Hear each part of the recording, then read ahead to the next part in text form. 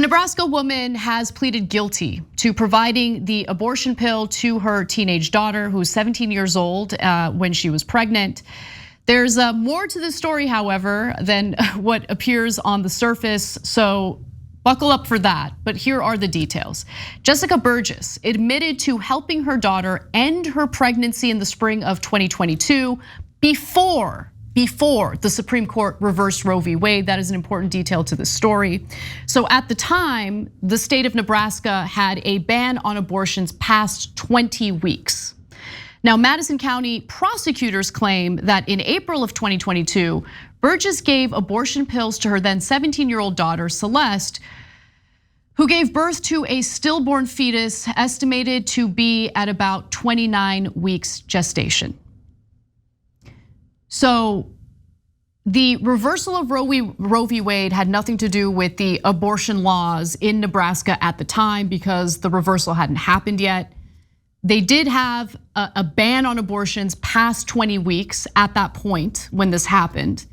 And the prosecutors alleged that, well, the fetus was, at 29 weeks gestation. To make matters worse, apparently they had, after the stillbirth, Celeste and her mother disposed of the remains. Cops discovered that the fetus was burned and buried.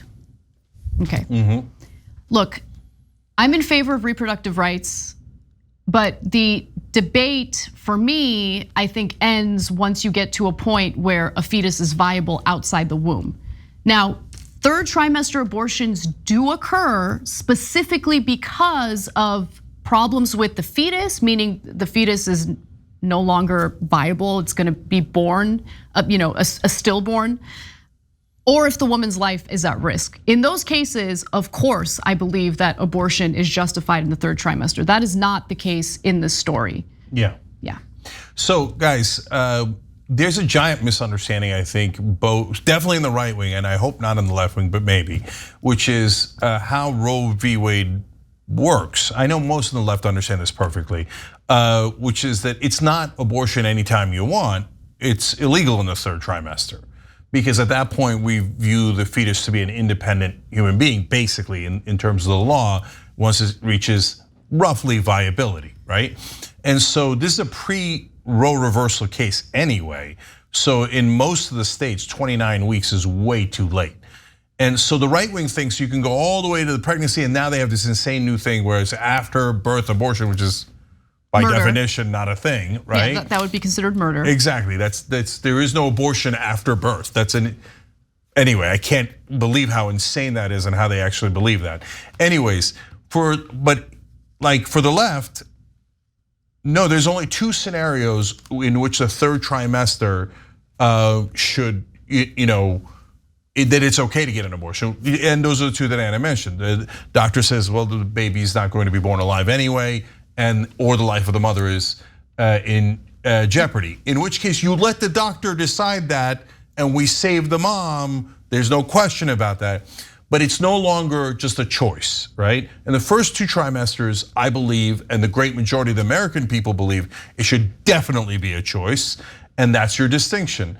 So this is a story that would have happened and a crime that would have happened and be considered a crime pre or post the reversal of Roe. Right, exactly. Remember, again, just to reiterate, Roe v. Wade protected a woman's right to choose up to the point of viability, right? So it ensured that states did not pursue or pass legislation that ended up providing an undue burden to women should they seek to get an abortion prior to viability. Viability was always the main question when it came to reproductive rights.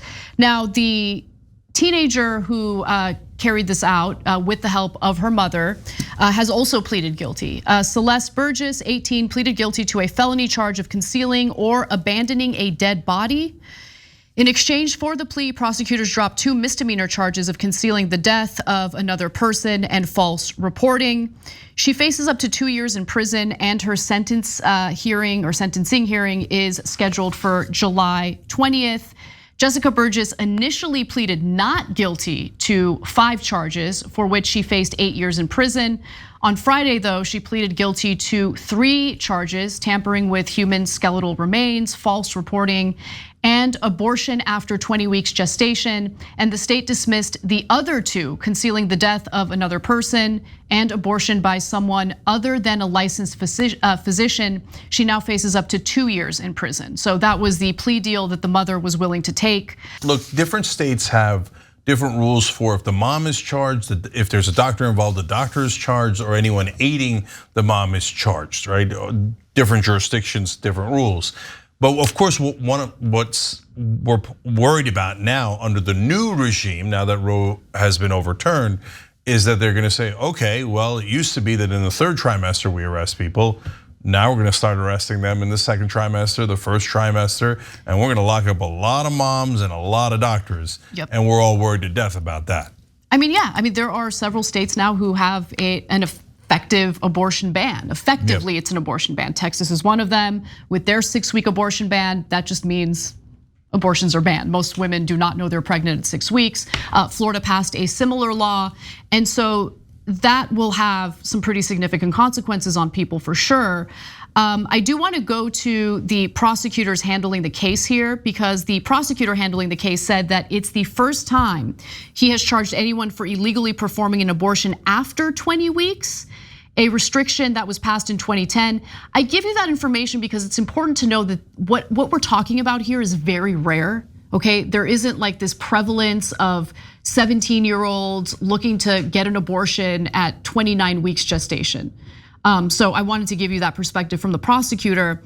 Before the US Supreme Court overturned Roe v. Wade in June, states weren't allowed to enforce abortion bans until the point at which a fetus is considered viable outside the womb at roughly 24 weeks.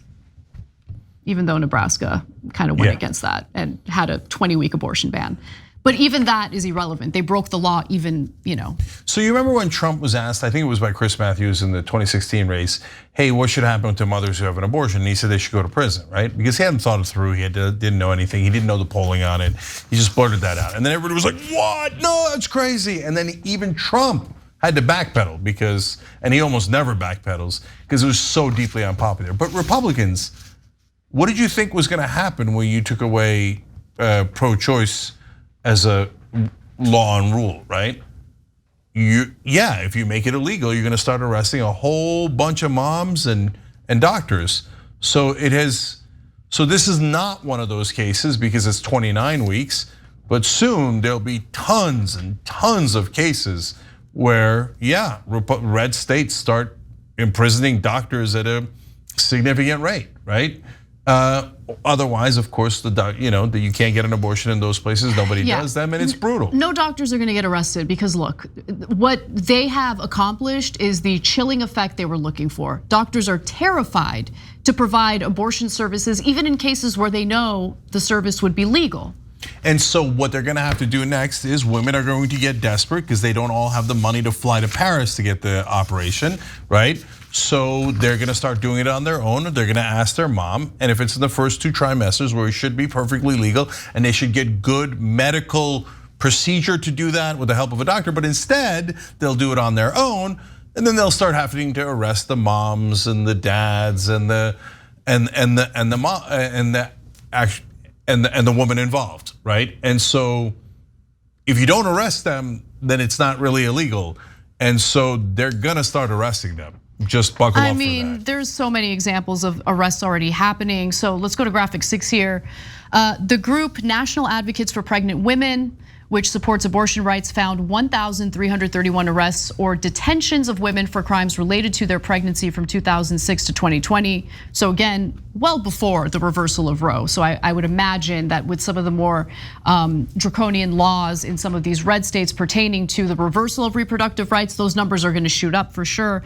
Over the last 2 decades, at least 61 investigations have been initiated against pregnant women or individuals who aided them in self-managed abortions, defined as abortions that occur outside a clinical setting, including those that use pills, herbs, physical force, or other means, according to an abortion rights group that studied the cases.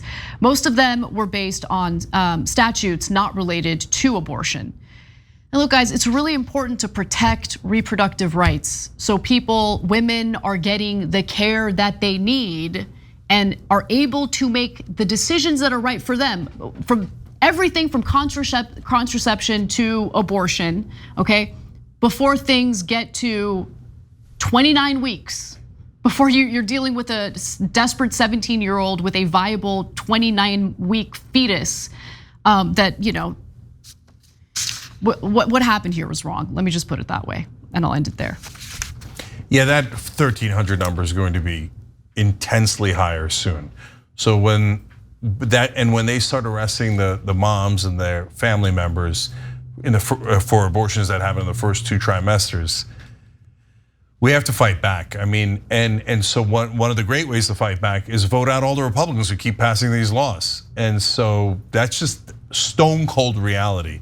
Republican legislators in these red states are voting against what their voters want, not just their Democratic voters. No, the whole state, Montana, Kentucky, Kansas, they're all saying, no, we want abortion to be legal in the first 2 trimesters, and the Republican legislators won't listen to them. So vote the bums out.